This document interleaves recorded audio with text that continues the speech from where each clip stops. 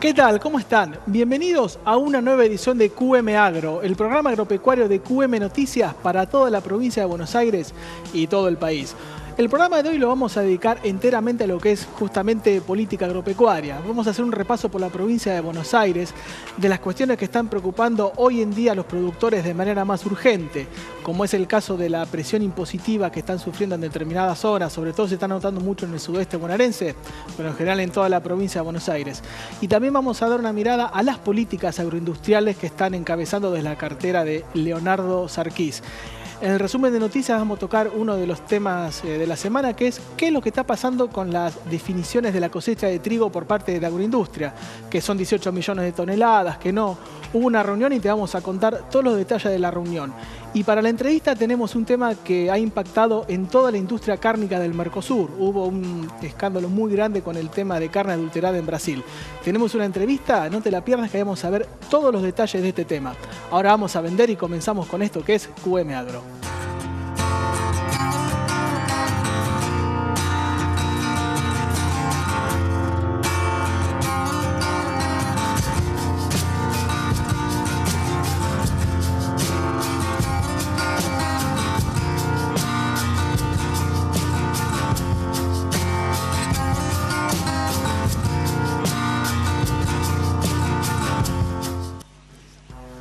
Desde las entidades gremiales que nuclean a los productores agropecuarios de la provincia de Buenos Aires sobre determinados puntos de la gestión agropecuaria, de las políticas agropecuarias, ¿no? Hay ciertos puntos de disidencia.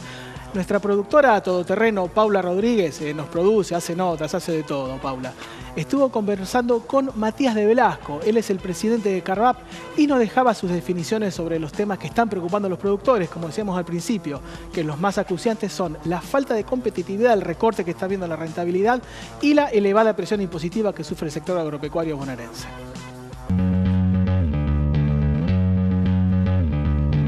Ahí lo que hizo la mesa de enlace hizo un raconto de cuál es el accionar gremial que está teniendo en este momento, haciendo bastante hincapié sobre la presión impositiva, sobre el tema de lograr competitividad, mejorar la competitividad o rentabilidad que hemos perdido, a la cual no debe llegarse por un tema de evaluación, sino por un tema de mejorar la rentabilidad, valga la redundancia.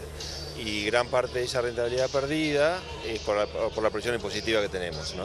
Entonces creo que es un tema a abordar, un tema fundamental que tenemos, y la presión impositiva a tres niveles, tanto nacional, provincial y municipal.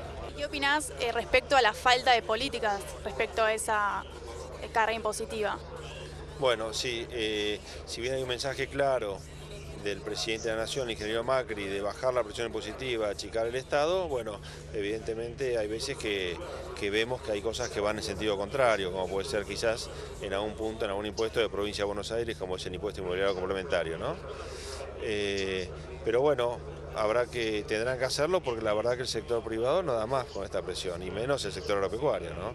Lo que sí necesitamos es que realmente el Estado haga su ajuste, eso sí es fundamental, porque nosotros en realidad este país, el Estado ya quedó demostrado como desarrollador del país fracasó, por eso los índices de pobreza e indigencia que tenemos, ¿no? Creo que la salida va a venir del sector privado. Y teniendo en cuenta que empezó el año político con la apertura de las sesiones legislativas, ¿qué opinás de que María Eugenia Vidal no nombró al sector agropecuario en su discurso? Bueno, en realidad ella tendría que saber, o espero que lo sepa, que el sector agropecuario es uno de los pilares fundamentales de este país. Argentina debiera reconocer al sector agropecuario como un pilar fundamental y reconocer que en su ADN Argentina es un país productor, y en vez de menoscabarlo o de ningunearlo, debiera promocionarlo y debiera desarrollar políticas para promocionar el sector. ¿Y cómo se encuentran los productores tras la crisis climática que hubo en la provincia? Bueno, acá tenés los dos extremos, tenés de inundados a la gran seca del sur. Bueno, complicado lo que es la zona seca, la gente que sufrió incendios con grandes pérdidas de infraestructura. Después lo que es una zona más amplia del sur, lo que es la seca, muy afectada lo que es la producción de gruesa. En muchos sectores, en muchos lugares va a faltar la gruesa, porque o no se sembró o se sembró y se perdió. Así que va a ser un año en 2017 complicado. Y lo que es las zonas inundadas, bueno, lo que no se inundó está lindísimo, pero lo que se inundó se perdió. Así que por eso te vuelvo a decir, va a ser un 2017 complicado como para ir originando cómo vienen las cosas, ¿no? Porque la verdad que va a faltar plata.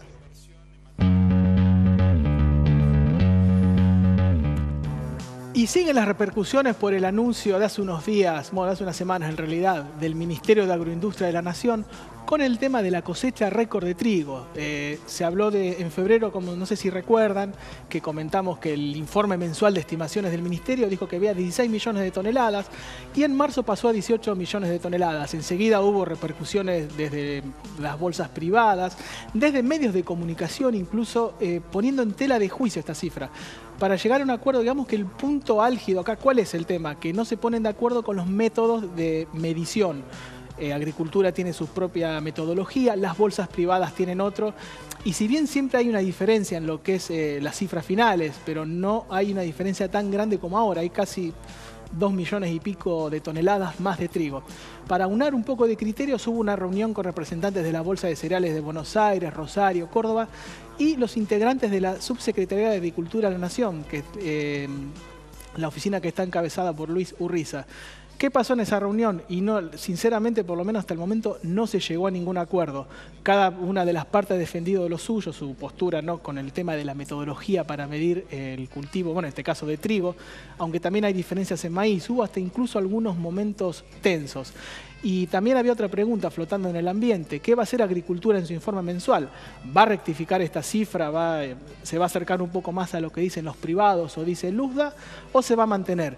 Y se mantuvo esta semana, sobre el final de la semana, ¿no? Se conocieron las cifras de Agricultura, el informe mensual, ¿no?, que prepara la Subsecretaría de Agricultura Nacional, y se mantienen en 18,3 millones de toneladas. Recordemos que el informe pasó en febrero de una superficie sembrada de 5,4 millones de hectáreas a 6,3 millones de hectáreas. Y digamos que acá el tema está siendo la diferencia entre metodologías. Pero bueno, por lo menos se ha conocido la información que viene del Ministerio de Industria, la información oficial, y por lo menos en este informe mensual de estimaciones se están manteniendo en su postura, y para el oficialismo la cosecha de trigo sigue siendo récord y se ubica en los 18,3 millones de toneladas.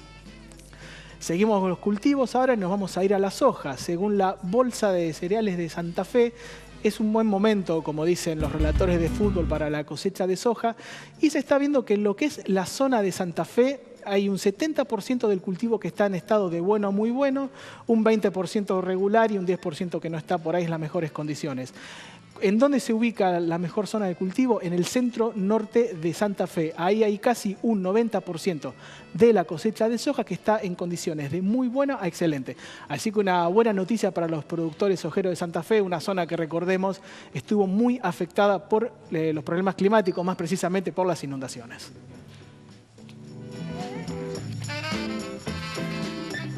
Dijimos hoy al comienzo que teníamos un programa cargado de política.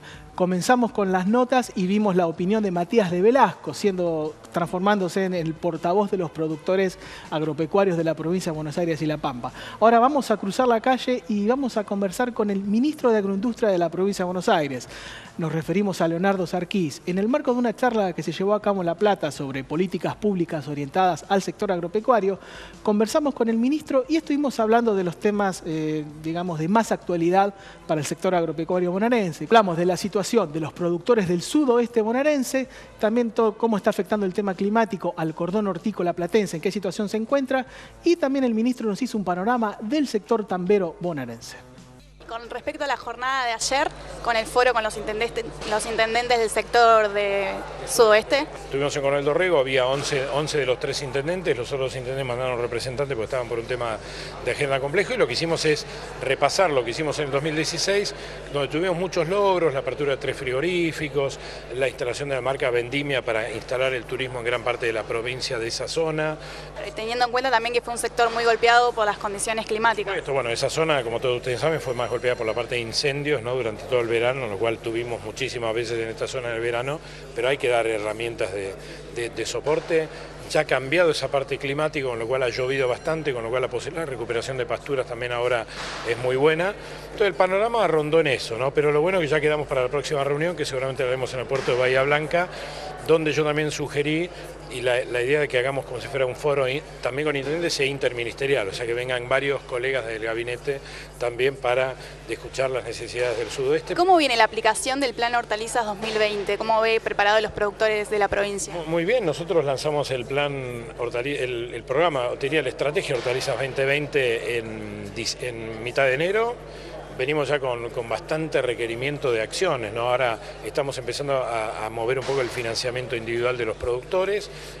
Hemos tenido eventos agroclimatológicos complejos durante febrero, en lo cual gran parte de los techos, hubo tormenta, hubo voladura de techos en La Plata, con lo cual lo que estamos haciendo estamos dando la asistencia correspondiente a la reparación de nylons y de rollos a muchos productores a través del trabajo con asociaciones.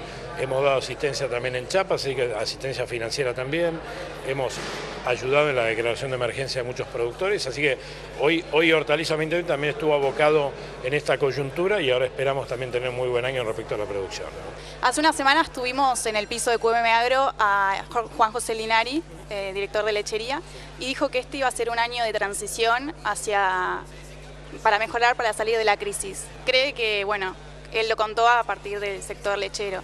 ¿Piensa que es una frase que se puede extender a todo el agro? Sí, si lo dice nuestro experto Juanito Linari, es así. Yo lo que creo es que venimos de 2 años largos de problemas en el sector, que encima fueron afectados no solamente por el tema precio, comercialización, etcétera, sino también por problemas agroclimatológicos que sufrimos. Nosotros tenemos el 28,8% de los tambos del país y bueno, hemos sufrido zonas donde cuencas lecheras han sufrido este problema de las inundaciones y este es un año de acomodamiento de transición. Los precios empiezan a mejorar a nivel internacional, hay posibilidades de exportar, pero tenemos que acomodar también el mercado interno.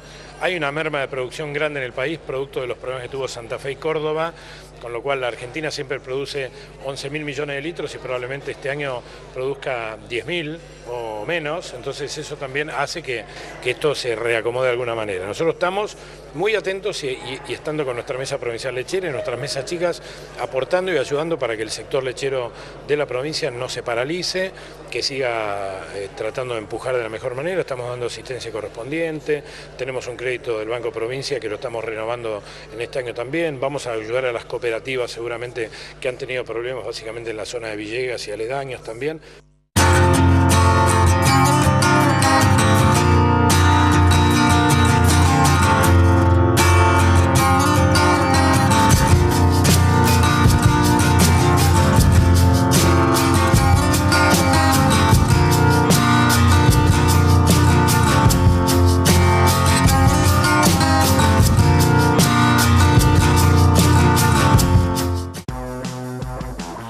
Indudablemente el tema de la semana en el mundo agropecuario fue el escándalo que ha ocurrido en Brasil vinculada a la adulteración de carne bovina. Un escándalo que ha golpeado de lleno a toda la industria cárnica brasilera. Recordemos que Brasil es el mayor exportador de carnes del mundo. Estamos hablando de un negocio aproximadamente de unos 12.000 millones de dólares. Esto es muy reciente y el impacto todavía no se va a poder medir si va a haber un impacto. Bueno, obviamente que en Brasil ya van a empezar a rodar cabezas. Se está replanteando todo el negocio industrial vinculado a la carne en el vecino país, pero también hay que ver las consecuencias que va a tener para la Argentina y para toda la región del Mercosur. ¿Va a ser un problema o se puede constituir en una oportunidad? Para analizar bien a fondo este tema, estamos en comunicación telefónica con Miguel Schiariti. Él es el presidente de SICRA. ¿Qué tal, Miguel? ¿Cómo estás? Andrés Lobato te saluda. ¿Qué tal? Buenas tardes, ¿cómo están ustedes? Bien, Miguel, sorprendidos, con este tema que ha golpeado de lleno a toda la industria de la carne, como decíamos, en Brasil y en toda la región del Mercosur. Contanos brevemente para que nuestra audiencia sepa qué fue en 2 líneas lo que ocurrió en Brasil, Miguel. Lo que ocurrió en Brasil es que a través de una investigación judicial han detectado que había un par de empresas, de las 2 empresas más grandes, yo te diría del mundo, multinacionales brasileñas, JBS y BRF, que han reenvasado carne después de la fecha de vencimiento, carne y algunos otros productos, ¿no? Sí, también se habla de carnes avícolas, ¿no? ¿Cómo? Carne avícola. carne avícola y algún fiambre, alguna cosa por el estilo, salchicha o alguna cosa así. Pero lo más grave de esto no es solo eso, sino que había como una organización montada para eso, y de acuerdo a la información que recibimos nosotros, lo más serio de todo lo que han hecho es tener acceso a los certificados sanitarios del Ministerio de Agroindustria de Brasil. Claro, esto está haciendo algo que no solamente está salpicando a toda la industria cárnica, sino que está ascendiendo a los niveles estatales de Brasil. Exactamente, esto es un operativo que descubrió una cadena, un sistema de evasión de controles sanitarios que se retribuía con dinero, sobornos concretamente. Sí, hay alguien que puso la firma ahí, más teniendo en cuenta los protocolos sanitarios para la exportación son muy rigurosos. Así que alguien ahí ha puesto la firma y bueno, y se ha desatado todo esto, ¿no? Exacto. Esto que ocurre en Brasil nunca es una buena noticia. Siempre que hay un problema con alimentos no es buena noticia para aquellos que producimos alimentos. Claro, digamos, Miguel, lo primero que se ha visto, ¿no?, en este tema, las repercusiones que está viendo, como decíamos, ¿no?, Brasil es el principal exportador de carne bovina a nivel mundial y sus principales compradores están cerrándole todas las puertas, ¿no? Sí, así es. Estados Unidos le avisó que le va a abrir todos los containers que lleguen desde Brasil, con lo cual a corto plazo se cerrará ese mercado para Brasil porque los costos son muy altos cuando ocurre eso. China dijo que no va a recibir los containers que están en el agua, esto es lo que está viajando por barco hacia allá. Chile le cerró el mercado, Corea le cerró el mercado. Hong Kong también puede ser. Unión Europea sí. tiene restricciones para esas empresas, que son, esas empresas son las que representan más de 20 fábricas en Brasil. Claro, son 22 fábricas. Miguel, son 22 fábricas las que están involucradas, ¿no? 22, exactamente, sí, 22 fábricas. 22 frigoríficos, sobre un universo de 4.000, creo, si no leí mal. De 2.400. 2.400. Y digamos ahora, vos nombrabas a los dos actores involucrados, que son JBS y BRF. Sí, aparentemente hay alguna otra empresa también claro, que no sale a la luz porque es menos importante. Menos importante. Claro, estas empresas tienen fuerte presencia en Argentina. ¿El consumidor argentino tiene que estar tranquilo? El consumidor argentino tiene que estar tranquilo porque el servicio sanitario argentino, que también atravesó una situación muy mala hace 15 años atrás, sí, con el problema aftósico, cuando ocultamos la aftosa y se nos cerraron todos los mercados también de exportación. A partir de ahí, el servicio sanitario ha hecho todos los esfuerzos necesarios para recategorizarse frente a las inspecciones sanitarias internacionales y hoy ha recuperado el nivel de excelencia que nunca debió haber perdido, pero lo ha recuperado y entonces hoy estas cosas no ocurren en la Argentina, sobre todo de manera sistemática como estaban ocurriendo en Brasil. Está bien, y te pregunto dos cosas. ¿Qué crees que puede pasar con estas empresas en Brasil? Y si crees que esto también puede afectar digamos, a las inversiones que tienen estos gigantes de lo que es la industria cárnica en Argentina. ¿Cómo lo ves ese tema, Miguel? En Brasil el primer impacto fue la caída en la bolsa de las dos empresas de más del 10%. ¿Cuánto? Es decir, más del 10% cayó la bolsa, cayeron las acciones de esas empresas en la bolsa. Ah, bien. Es decir, ya tuvo, digamos, un primer castigo económico las empresas y vamos a ver cómo se desarrolla. En la Argentina, la verdad, me da la sensación que dejando de operar desde Brasil, las empresas deberán reforzar las ventas desde la Argentina, las ventas a esos mercados que se le cerraron a Brasil, y le da una oportunidad también al resto de la industria nacional de ocupar o de recuperar mercados que había perdido gracias a una muy mala política económica desde el 2005 a la fecha. Claro, porque a nivel local estas marcas, o sea, estas empresas manejan marcas muy conocidas para el consumidor argentino.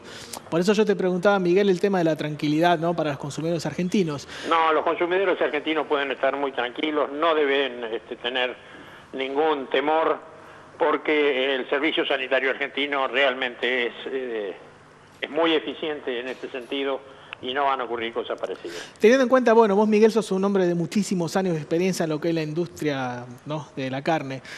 Y vos sabés muy bien lo que cuesta ganar un mercado en el exterior, porque no es que uno decide vender un mercado y ya está. Son años de negociaciones, de abrir protocolos sanitarios, sobre todo con mercados tan exigentes como, por ejemplo, pueden ser los asiáticos. Si bien es muy pronto por ahí para preguntarte esto, pero en el mediano y largo plazo, ¿cómo crees que puede quedar parada la industria de la exportación de carne bovina en Brasil? Bueno, y de las otras carnes que vos mencionabas. Bueno, lo que vaya a ocurrir con Brasil más depende de los países compradores que del propio Brasil. Brasil podrá intentar dar todas las garantías, hay que ver si los países compradores se las aceptan y cuánto tiempo los ponen en penitencia, para decirlo de alguna manera. Claro, sí, porque recuperar la confianza va a ser un proceso gradual, me parece. La confianza es como un vaso de cristal, se rompe y después se podrá pegar, pero siempre se nota, siempre queda la marca. Sí, tal cual, Miguel. Y ahora, bueno, para ir cerrando, te quiero hacer la pregunta, bueno, que por ahí se está haciendo toda la industria local. Por lo menos pensando en el corto plazo, y vos teniendo en cuenta que hoy decías que no es bueno que un escándalo de esta magnitud, salpiquen a los países vecinos, pero ¿puede haber una oportunidad concreta para el sector exportador de carne argentino? Yo te diría que sí, te diría que es muy posible que Argentina incremente sus ventas a Chile, quien le ha cerrado el mercado inmediatamente. Nosotros tenemos animales, estamos comercializando con Chile, pero tenemos competencia de Brasil y de Paraguay.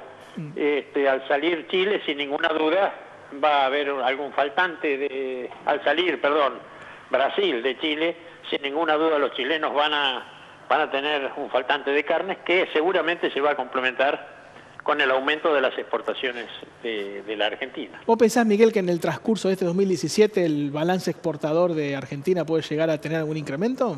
Sí, va a tener un incremento independientemente de este acontecimiento. Está bien. Se estaba pensando que íbamos a crecer entre el 20 y el 25%. Es probable que en función de esto crezcamos alrededor del 50%. Bien. Bueno, un muy buen dato el que estás tirando para la industria cárnica, porque más allá, como decíamos, que no es bueno que esto pase, pero bueno, más revuelto hay que aprovechar la oportunidad, ¿no? Sí, sin ninguna duda. Así que bueno, muchas gracias, Miguel, por la comunicación, por habernos atendido y vamos a seguir muy cerca de este tema, así que seguramente te vamos a contactar. Nos vemos, Miguel, muchas gracias. No, al contrario, buenas tardes. Así que bueno, se nos ha ido un nuevo programa de QM Agro. Nos pueden seguir esta entrevista, ¿no? Y todo lo que pasamos hoy en el programa lo pueden ver en nuestras redes sociales, en nuestra fanpage de Facebook o en Twitter en QM-Agro. Ahí pueden ver esta interesante entrevista que acabamos de tener con Miguel Schiaretti, el presidente de SICRA, y todas las entrevistas que hemos realizado a lo largo de esto que se llama QM Agro.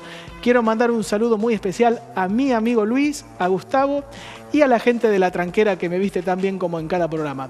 Muchas gracias, los esperamos la próxima semana y que la pasen lindo.